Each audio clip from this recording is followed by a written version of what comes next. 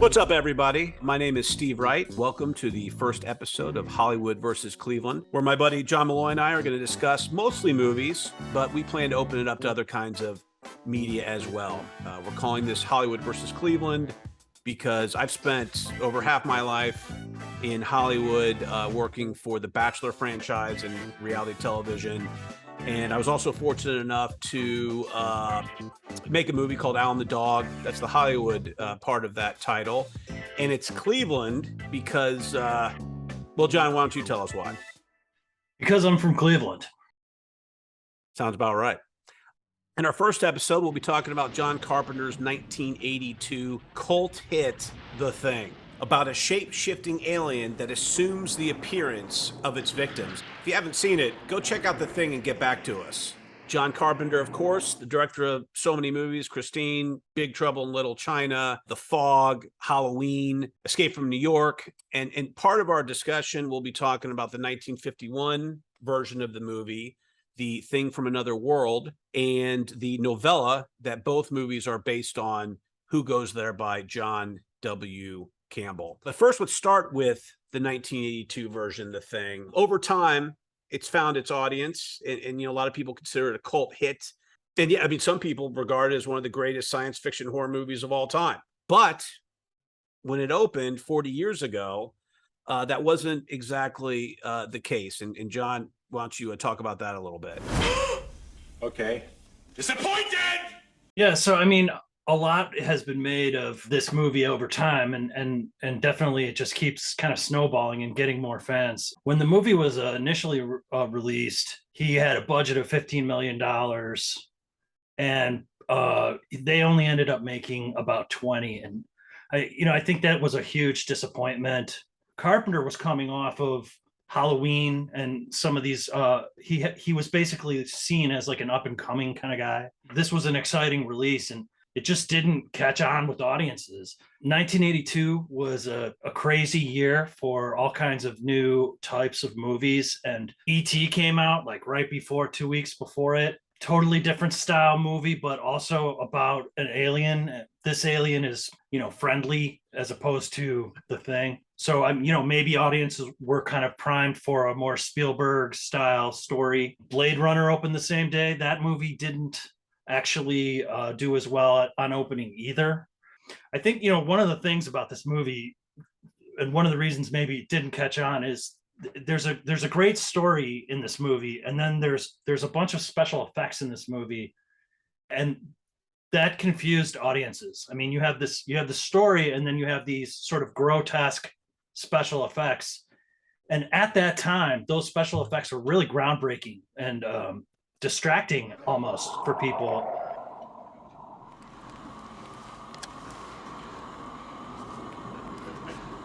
You gotta be fucking kidding. They are incredible special effects, and like at that time, I think it was just so shocking. That was all people could deal with, was the special this monster. Dude, that reminds me of when I saw Goodfellas for the first time. The violence was so shocking that I had a hard time getting over that, enjoying the movie. And I think that's one of the reasons why it's gotten bigger over time, because it's a good story, actually. And so as people get sort of more accustomed to crazier and crazier special effects, that aspect of the movie is no longer the first thing you think about when you see the movie, and you kind of focus on the story. And I think that's what we kind of want to talk about a little bit today, is just like, why is this story so good? And why is this movie still rolling after all this time? Yeah, man. So when we first started talking about The Thing, one of us Googled and found out there was a movie, and then we found out that both movies were based on the novella. So we read Who Goes There. And as we learned, Campbell's known more for being an editor and shaping the careers of sci-fi giants like Isaac Asimov, Arthur C. Clarke, and a bunch of others. Right. While he was an editor for astounding science fiction, they call that kind of the golden era of science fiction authorship. It was these early stages of science fiction where, mixing science with fantasy. I know, this book that he wrote, Who Goes There, is, it's considered one of the earliest big popular science fiction novels. I mean, when Mary Shelley wrote Frankenstein, which was, I don't know, that's like 1800. Yeah.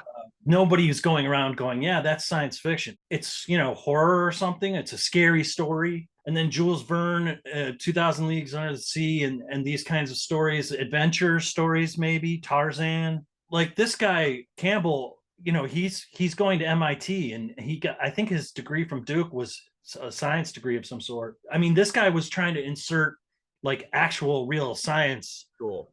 into and mixing it up with stories about characters, and he had something going, and a bunch of people got excited, and everyone was kind of excited. But we're in the middle of the atomic age, and everyone's kind of excited about technology, and we're kind of after the Industrial Revolution and stuff.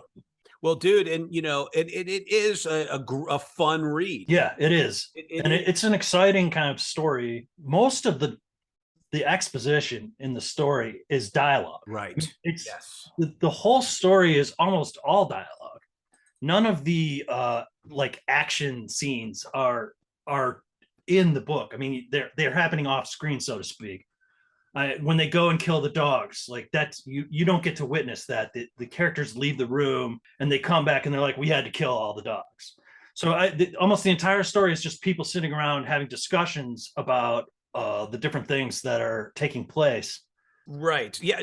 I was struck by the same thing about how much dialogue there was, because you think in a book, or a novella, they're going to get into whatever action they want to get into because they don't have to film it. It almost read like a philosophical paper, like we used to read in college, like all the philosophical dialogue papers.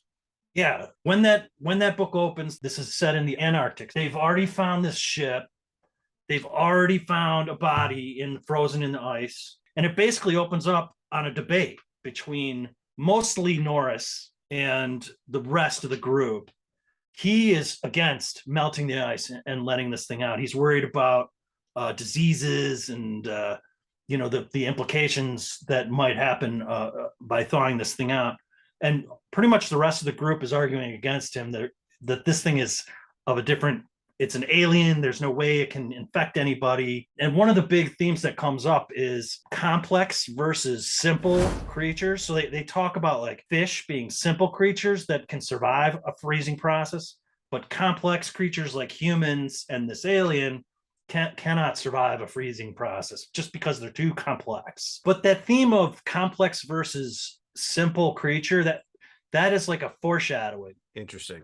Because later on in the novel, MacReady has this realization that any part of this creature that separates is now an independent creature on its own. So, if you were to cut your thumb and bleed, that blood is now a new creature. And it's this sort of this component piece of, small versus large, complex versus simple. That's the big moment in the story, is MacReady coming up with that realization, and then the blood test. So you have this theme of paranoia going through the whole book. That's sort of this theme is you don't know if you can trust the guy next to you, and he's right next to you. That claustrophobic kind of feeling. Yeah. And you have to live and work with him, and you're isolated in Antarctica. It's not like you can, get in your car and go somewhere else. I mean, you're stuck in this very enclosed, tight space with people that you're not sure if they've been infected or not. Right.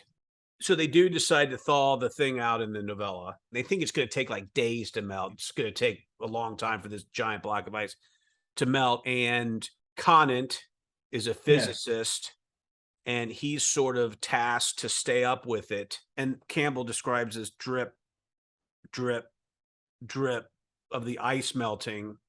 And then the Geiger counter, because they're doing all these weird tests up there, is making its sort of droning on noise. But that drip, drip, drip, as he's kind of dozing off, he doesn't even realize that the drip, drip, drip turns into footsteps getting closer and closer. There's a weird... a couple sentences in that sequence where I think he like takes the cover off of it and he's like looking at it. Yeah. And he mentions like he has like a vision of like tentacles coming out of it, but he doesn't care. And it's like a pretty weird like sequence where it's evident that this thing is like in his head. Right. Because another big difference in the novella in the two movies is the thing is like telepathic. Right. Because and so Blair, one of the guys who was at the excavation, which again we don't see, like you said, they're telling the group about it. He's like, I've been having terrible dreams since we've encountered the thing. And Blair says near the beginning, before they thought it out, he says, I had a dream that it can change shape and that it can read our minds. And then some guy chimes in and goes, well, he's right about the dreams. I'm having bad dreams. But going back to your point about paranoia, Conant is the first guy they suspect in the novella. And he keeps saying, man, I wish you guys could see your eyes. I wish you could see your eyes, looking at me the way you're looking at me. He's like, I'm Conant, Well, dude, there's a great moment in the 82 version when Blair's sitting with Clark. And he goes, how long were you with that dog? Right. He goes, why are you looking at me like that? And that immediately made me think of Conant in the novella. The Blair character is like a pretty huge character, and we'll talk about the parallels all the way through. But so in this book, he is initially an advocate of releasing the thing. He's sort of a leading advocate. Norris is the guy who is saying, no, we shouldn't do this. Okay. Blair, he starts out as an advocate of melting the thing, but then once it's apparent that it's alive and it's capable of doing these horrible things, he flips out. He completely gets he goes nuts. He starts destroying the aircraft and he loses his mind and he's babbling, and so they decide to lock him in the shed, which is definitely a nice twist that he's all for thawing it, kind of like this is the find of the century kind of the thing. They already fucked up and blew up the entire ship. Oops. But I love when Norris in the novella is like, dude, look at it. Right. Look at that thing. He says as soon as everyone else in the room sees this, they might have a different opinion. That's right. And then they and it's true. It. Yeah. After they uncover it, some of them are like, they're hedging a little bit after that. In terms of similarities and differences between the novella, the 51 version, and the 82 version, Carpenter 100% wanted to remake, as you know, the novella. He did not want to remake the 1951 version. So the novella and the 1982 version are way more similar. In the 1951 Howard Hawks movie, there are two big characters that are not present in either the novella or the 82 Carpenter film. Nikki Nicholson, the female. Yeah. So there's a female love interest. Tell me something. Did you really drink all those drinks? Mm-hmm. You didn't throw any away or anything? Not a one? No.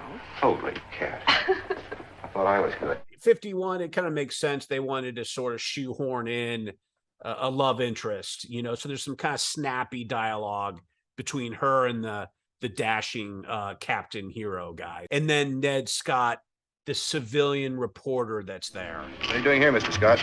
Looking for a story. Scotty's a newspaper man. How many? 3.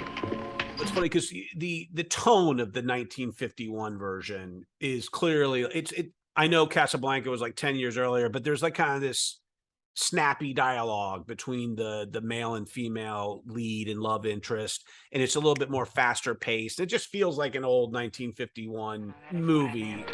What does that boogeyman on a cake of ice really mean? I don't know, Nikki. Well, does it mean that we're going to start having visitors from other worlds, other planets, dropping in on us? Do we have to return the call, or... I know. Yesterday I'd said it was crazy. I say it's crazy now.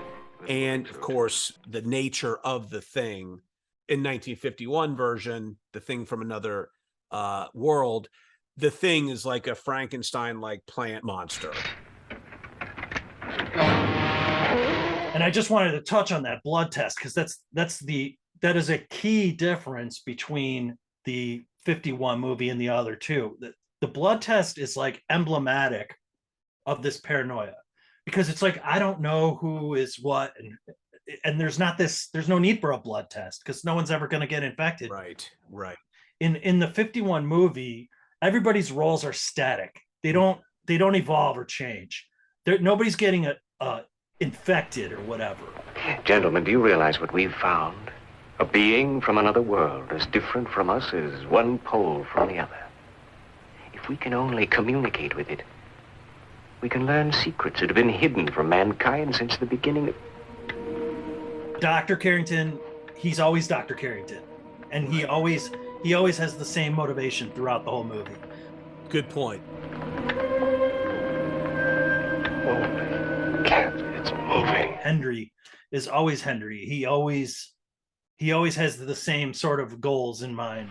Dr. Carrington, we just learned you found a dog in there, bled white by a visitor. You didn't report it. Why? I didn't consider it But necessary. it was necessary to let 2 of your friends in there to be killed. I posted them as a guard. I was in there Dr. myself Stern for was 5 right. hours. I just looked through that door. They're hanging in there upside down like in a slaughterhouse. I wish you'd seen it. Isn't there something we can do about it? They're dead, and our job is to see nobody else joins them. There's none of that, like, I don't know who is who. Everyone's roles are static and clear. What happens if our boyfriend gets lonely and starts strolling around? Ends up in here.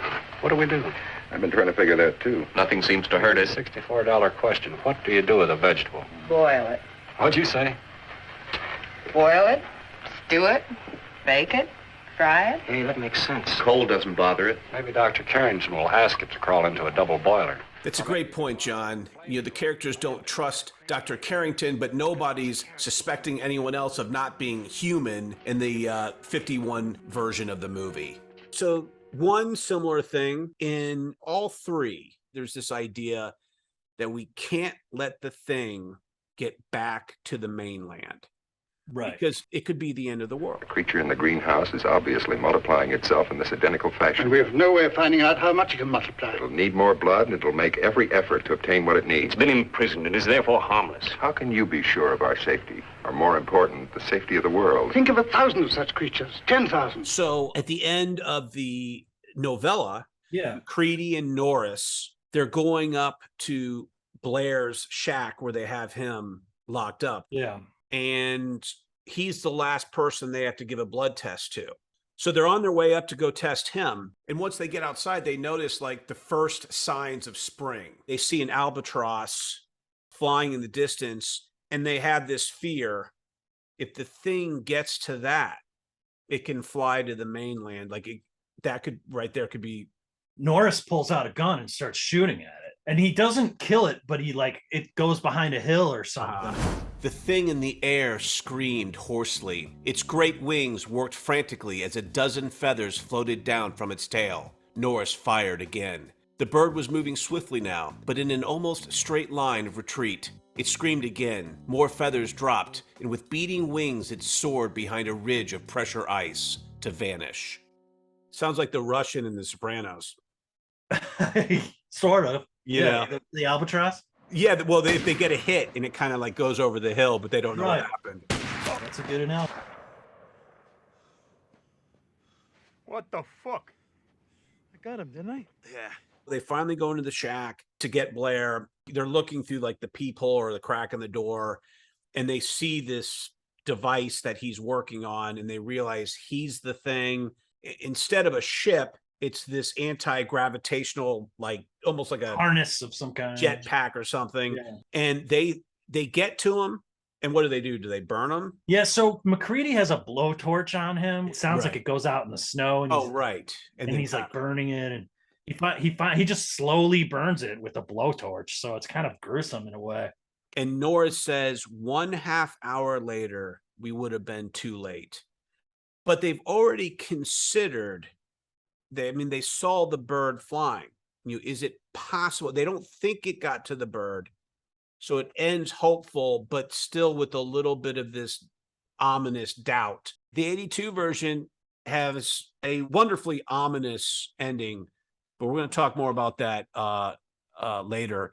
The 51 movie, we were talking about the doctor. He's always kind of like Blair at the very beginning of the novella. He's like, no, we have to protect this thing. It's smarter than us. And even at the end, right before they kill it, he runs in and is like, I know you're smarter than we are.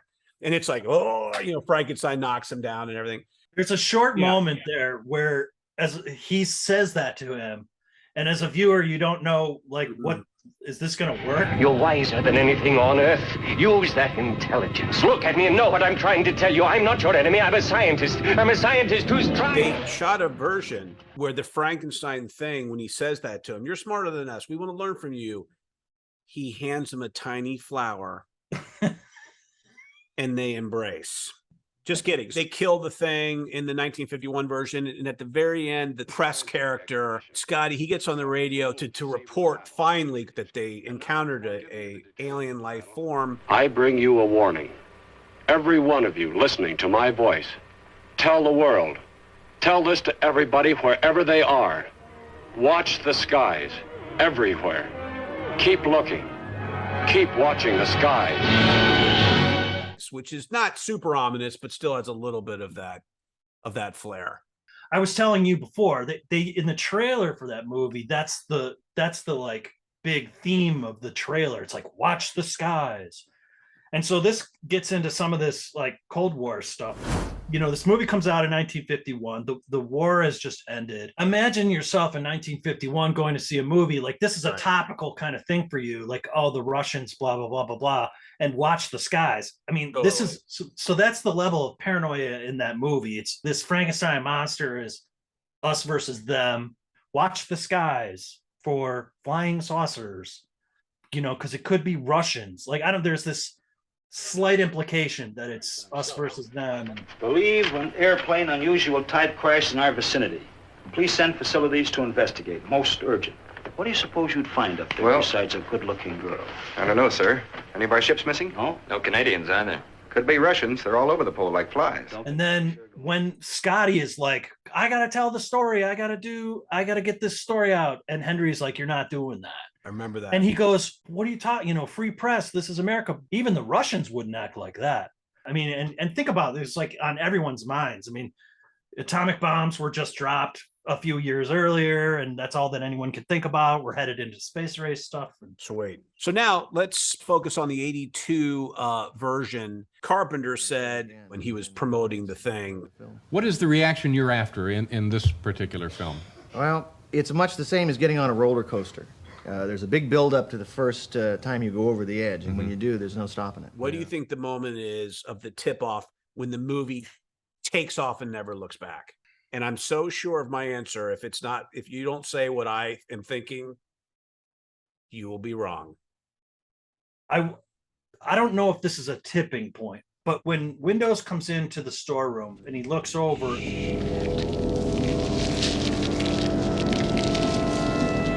like, I don't know that that's really a tipping point, but that moment is the first time we're like, it's on. I mean, that is the first time where we see Alien. That's the first time where we know it's really, I mean, up until that point, it's a bunch of speculation and fear. But I don't think that is the first time. But I agree with you. It's the first time that is the tipping point. What's the first time?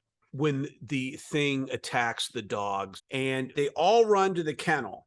Oh, yeah, that's right. Yeah. Favorite line of the movie. I don't know what the hell's in there, but it's weird and pissed off, whatever it is. Adrenaline is going. They don't know what they're seeing, but they attack it. They start shooting it. They torch it. Its claws come up and it kind of disappears into the rafters. And there's this moment when the smoke clears. And dude, they are like, I love those looks. They're just absolutely stunned. And there's no turning back now. And that to me is there was all this slow with the opening and the dog and the music and the mystery of what's going on and going up and seeing the Norwegian camp. The Norwegian camp, the aftermath of what they're going to be seeing. And that moment, their eyes grew up. Yeah, I think I can get with that. Their eyes grew up, man. Their eyes grew up. Yeah. They're like eyes grew up, eyes growing up. Another close-up of eyes growing up. We came up with this eyes grew up thing from the movie Brokeback Mountain.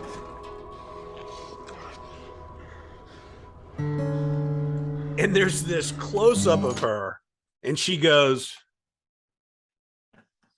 and I remember thinking, I turned to my brother Joe and I go, those eyes just grew up. Yeah. So John and I have been joking about that eyes grow up. Like, it's like this you know, somebody, a real big realization is right. happening. Your world has changed, but in the thing, all those eyes grew up. So I think that's in my mind, what Carpenter, he might answer. I don't know for sure. A movie that comes to mind for the roller coaster is Aliens. It's been a while since I've seen it, but I think the tipping point of Aliens is when they're like, why is everyone, there must be a town hall meeting. You know, why is everyone in this area? And they start going down the tunnel, and there's this woman all starts, and she's like, kill me. Yeah. Kill me. And their eyes are growing up looking at this thing. Get away from her, you bitch. Newt. My name is Newt. It's the roller coaster is the eyes growing up. When you go over the hill, your eyes grow.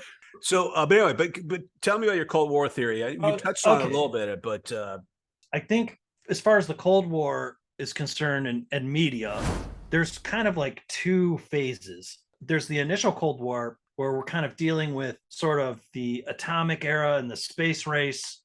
And so this manifests in movies. Some examples, 1951, same year as The Thing from Another World, is The Day the Earth Stood Still. And so you have like a lot of these science fiction movies about an other coming and, you know, this us versus them. And then there's sort of like what I call like phase two of the Cold War, which I think you and I grew up with, sort of like the Reagan era. And this sort of nuclear tension sort of comes back up. And to me, we transition into two flavors of paranoia. There's like an explicit paranoia and there's an implicit paranoia. Movies like The Right Stuff, War Games, Red Dawn, Rocky IV, Top Gun. These are all examples of us versus them, explicit, overt Cold War themes. Red Dawn is about getting taken over. Rocky IV is just a blatant us versus them movie. And Top Gun is us versus them without like saying it's the Russians, but sure. So these are explicit Cold War themes. Right. Now there's another flavor of this, which is what I'm calling implicit Cold War themes in this 80s phase. And The Thing is one of these, and the Alien series is another. And basically what's happening is, instead of just like openly discussing this us versus them in the context of America in the 80s, like Rocky, like put on your flag trunks and punch the Russian guy in the face. Right. But in Alien and The Thing, those themes of us versus them are played out in the plot. They're not played out explicitly in the story. They're played out in like the way that the characters interact with each other. Palmer, you and Windows check the inside. I ain't going with Windows. I ain't going with. I'll go with Childs. Hey, fuck you, Palmer! I'm going with you. Who says I want you going with me? All right, cut the bullshit! Windows, you come with us. Norris, you stay here. Any of them move, you fry them. You hear anything at all, you cut loose on the sirens. We all meet back here in 20 minutes regardless. And everybody watch whoever you're with. Real close. These trust themes and these paranoia themes in the Thing, like all of these characters, they don't know if they can trust who they're working with. They don't even know if they know who they are. There's a subtext of paranoia rather than an overt sort of explanation. So yeah, dude, that to me is way more complex and interesting than, you know, totally. hockey winning over the Russian audience. You know what I'm saying? And it's like people walking around in the 80s, like you go see The Thing, you're not sitting there going, oh, that's a Cold War movie, but it's tapping into these feelings that we're having in the 80s about a general unease about there might be a nuclear war, and what are we going to do if that happens? And are the neighbors down the street sleeper cell Ruskies, and as opposed to let's go America, let's fight the Russian. I mean, it's a much more subtle, nervous undercurrent. That makes total sense to me. And you were saying much different than the Ruskies, also much different than E.T. flying to Earth going, I love you. you know what I mean? And like you buy stuffed animals of E.T., which I had as a kid, and I was like, I love you, E.T. So yeah, that's awesome, dude. That's complex and cool. And dude, I think that The opening is something you brought up to me during one of our first conversations about The Thing before I rewatched it. Talk to me about the opening. Yeah, so the opening, so great, pulls you into the movie. These great shots, the helicopter following this dog, and you see this dog, it's like leaping in the snow. And I think most people see a dog leaping in the snow and they think of their own dog or their pets, or, you know, you get these like friendly emotions. All of a sudden you realize they're trying to kill this dog, and it's a confusing situation for you to sort of just arrive on. But you're rooting for whenever you see a human being shooting at a dog, you're rooting for the dog. It pulls you in because you immediately have to figure this out. I got to know why what's going on with this dog. And the payoff doesn't come right away. The one guy fucks up and drops his grenade and blows himself up. And then the other guy gets shot by Gary. And the dog just kind of leaps onto, I don't know if it's Clark or not, but like immediately it's like this friendly reunion thing. It's Bennings. It's Bennings that the dog touches first. Oh, really? Okay. Yeah. Are you serious? Yes. So that's interesting. I never even thought about that. But it's super interesting what I just said. Yeah. And so but anyway, so that he doesn't pay that off right away. So you're sort of dragged into the next scene because you're like, well, okay, I still don't understand. And none of the people at the outpost kind of understand either. Why were they attacking this dog? Maybe we had war with Norway. One quick thing, dude, about Gary shooting, the decisive action from Gary, who is the person in charge, commander. Yeah. Later, when Gary pulls his gun on Windows, we know he means it.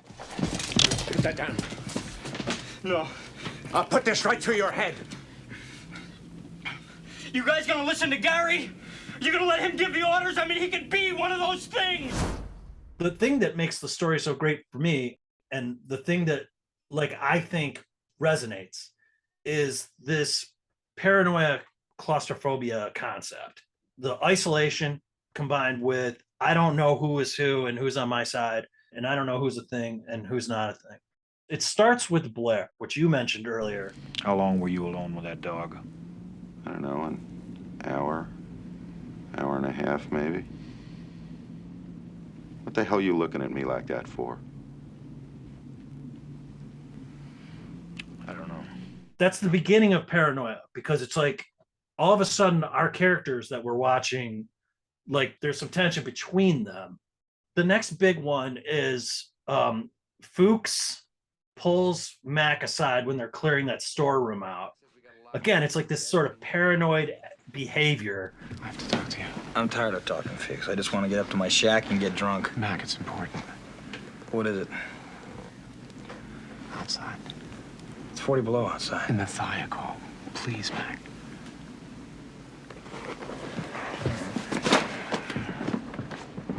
Again, the characters that we're watching are like, they're not like trusting each other.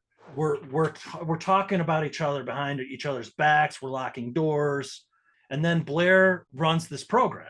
He's running like a simulation to see how long it would take for it to like infect the world. Yeah, and he loses his shit. Right. So in both the novella and the 82, that Blair transitions into somebody who's lost shit. And I bring this up because basically Blair is the most interesting character to me in the movie, because we don't know when he gets infected. We do know that he does get infected, but we just don't know when. I don't know who to trust. I know what you mean, Blair. Trust's a tough thing to come by these days. And so now it's like we're full-fledged in a paranoid world. Watch Clark. What? I said watch Clark. So Matt goes out and he has a powwow with, I think it's like Gary, Childs, Fuchs, and they discuss like what they're going to do. And at the very end of that conversation, McCready says, keep an eye on Clark. He was close to that dog.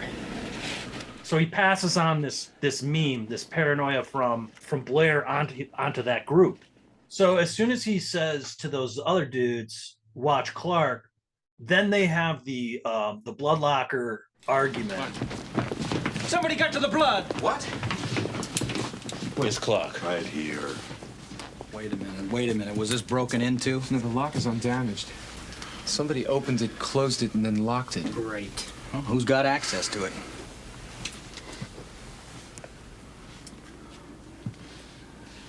I guess I'm the only one.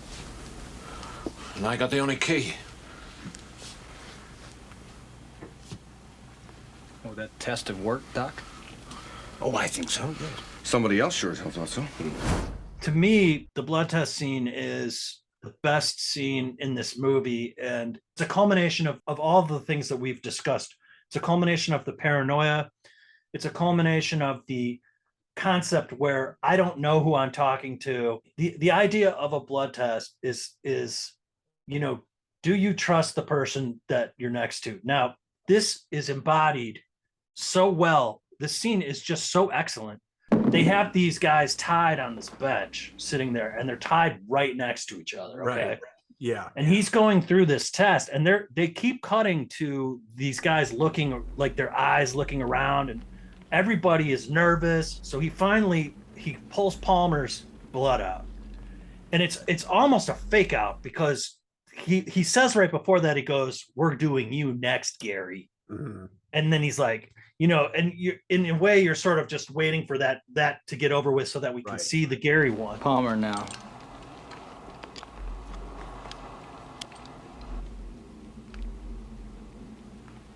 This is pure nonsense. Doesn't prove a thing. I thought you'd feel that way, Gary. You were the only one that could have got to that blood. We'll do you last. And everything goes crazy at that point. The thing that's so fantastic about that scene, when he first starts melting, they're all tied together in a three. Right. So these guys are like trying to get away, and that is creating all of this tension, like for the viewer, like the physical proximity of the characters next to each other it's the same thing as being, you know, next to somebody that you don't trust. Well, now that bag is open, and they just can't get away. They're trapped with these people that they don't know and trust. So that's the culmination of the paranoia. It's like you're in this outpost in Antarctica, like you're not going anywhere. You're stuck with these people. And so the being tied on the bench is like it's symbolic of their situation, basically. Rob Bottin did the visual effects for the movie. This is all practical effects in this movie. There's no CGI. Rob Bottin, he was 20 years old when he was the visual effects guy on The Howling. And I just was blown away by that. 20 years old. We watched Terror Take Shape. It's a 1988 documentary. And really, I felt like Rob Bottin was kind of the star. And he's a character. If you watch that documentary, he's a character. John Carpenter, he said when he saw footage, dailies or footage, of Norris's head and the crab legs coming out, John Carpenter was like, yes. Like that's you have that moment when you're making a movie, you're like, oh, this is working. Because John Carpenter said he didn't want to make a man in a suit monster. He didn't want to make the 51 movie. He didn't want to make the 51 movie, but he even said Aliens. He said, as good as Aliens is, and it's a great movie. Oh, right. At the end of Aliens, it's a man in a suit. So I thought that was cool. Carpenter's like, I don't want to make that movie. I want to see an amorphous, shape-shifting monster like the one Campbell described in the original story. We talked about the opening being so memorable and wraps you in. The ending of The Thing, 1982 movie, I love the ending. How will we make it? Maybe we should.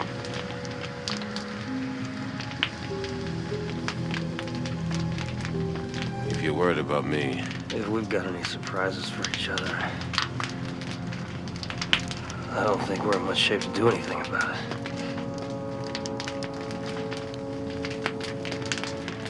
Well,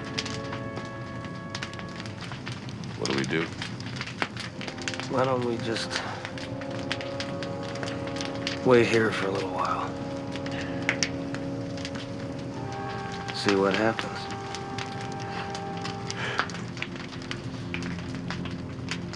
and he hands Childs the bottle of whiskey. We don't know for sure who's the thing or not. We already suspected Childs being the thing. MacReady could be the thing after he just battled the thing. He could have lost and become the thing. We don't know for sure, but I like the idea that MacReady, he's still human, and Childs is the thing, and there's this moment of truce, and there's this moment of respect between alien and man, and they have a drink of whiskey. And that's my whole theory about that. John? Yo, Johnny Malloy! John, where are you? Rebel Alliance to Broby-Wan Kenobi. Let's go to the bathroom. Hey, dude, you may be in the bathroom. No worries, man. If you can hear me, I'm going to keep going with my point, but it is nice to have you there, kind of like nodding to give me something to cut away to later. But, you know, I mean, I was nodding and fake smiling for a bunch of your shit. Dude, what the fuck? As a screenwriting graduate from the American Film Institute, and it's not a big deal, it's just the second-rated film school in the country, I gotta say something about the screenwriter of The Thing, Bill Lancaster. And dude, Bill Lancaster is Burt Lancaster's son, the big star from the 50s. Bill Lancaster also wrote Bad News Bears, which I thought was pretty funny. I loved the script. I thought it was an incredibly well-written script. Overall, it was very similar to the movie in terms of theme and dialogue. It's the action sequences that tend to go down differently in the screenplay, which makes sense, you know, just in terms of the, you know, practicalities of production and Rob Bottin joining the project. In the script, the very end goes down pretty much the same with Mac and Childs, which is almost word for word, except for two differences, which I love. It doesn't happen outside. It happens in the rec room, but it's basically outside because there's no roof. There's, you know what I mean? It's like everything's exploded, but they sit down at a chessboard, which of course is how we introduce MacReady in the movie. And MacReady asks Childs if he plays chess. And the suspicious Childs eventually replies, "I guess I'll be learning," which is the last line of the screenplay. To quote John Carpenter as we wrap up here, he said that there's a somber inevitability to the film. Even at the beginning with the dog, it already feels like the end of the world. Not from bombs dropping, the end comes from within. And this was the tone from the beginning to the end. Almost there's nothing you can do. The thing can be a disease, the lack of trust in the world. It can be anything that will erode us from within. That's what The Thing is. It has a lot of truth to it, dressed up like a monster movie, which goes to your whole speech about Cold War and humanity and not trusting each other. But dude, great talking about The Thing with you, bro. Buddy, thanks for this book club experience. It is. We talked about this. It's kind of like a cool book club. My eyes have been opened. My eyes are open as well. All right, John. Good chatting with you, buddy. All right. Peace in the Middle East. Peace in the Middle East. Later. Thanks for listening, everybody. Hollywood vs. Cleveland is produced by Manning Road. Theme song by Brad Harper. Logo by Dakota Barty. John and I hope you join us next time as we discuss the 2017 movie Logan, directed by James Mangold. Peace.